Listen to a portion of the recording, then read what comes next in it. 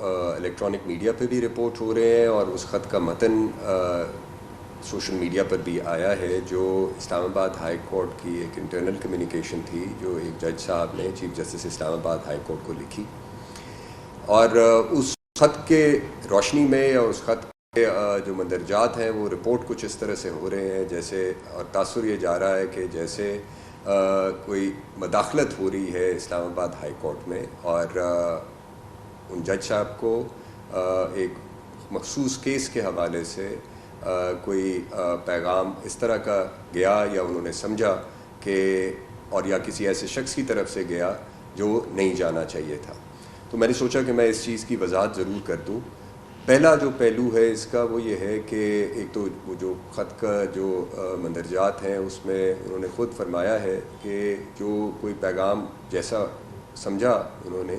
وہ پیغام کسی طرح سے بھی انصاف کے اصول میں مداخلت نہیں تھی، ان کا ریفرنس اس خط میں اس سوشل میڈیا کیمپین کی طرف ہی تھا۔ بہرحال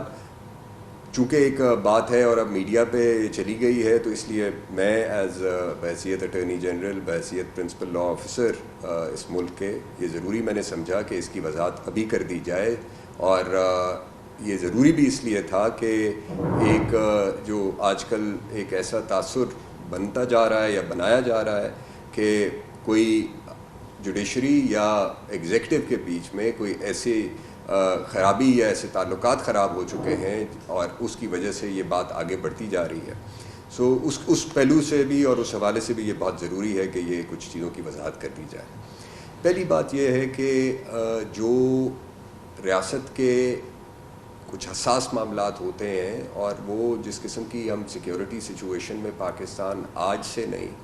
کم از کم پچھلے 45 سال سے جس کا پاکستان کو سامنا ہے، اس حوالے سے ایسے معاملات ضرور ہوتے ہیں جہاں پہ ریاست کے مختلف اداروں کی آپس میں ایک کمیونیکیشن ضروری ہوتی ہے، اور اس کمیونیکیشن کے حوالے سے یہ ہمیشہ سے،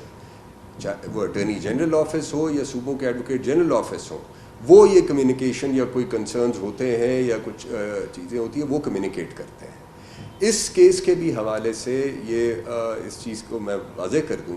کہ یہ ریکویسٹ کی گئی تھی کہ جو اس کی جو بریفنگ ہے کہ جو یہ جو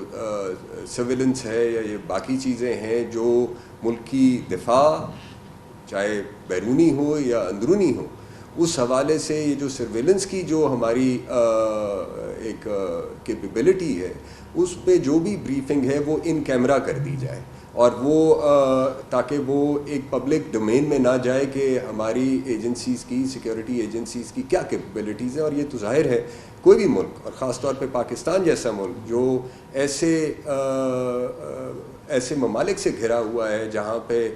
جو ہم سے بڑی طاقتیں بھی ہیں اور ان میں ہر ایک کے ساتھ ہمارے دوستانہ تعلقات بھی نہیں ہیں، تو اس حوالے سے یہ ضروری تھا کہ ایسی جو انفارمیشن ہے وہ پبلک میں نہ جائے۔ سو وہ ایک کمیونیکیشن ضرور ہوئی۔ بدقسمتی اس میں یہ ہو گئی کہ یہ تاثر کچھ ایسا گیا کہ شاید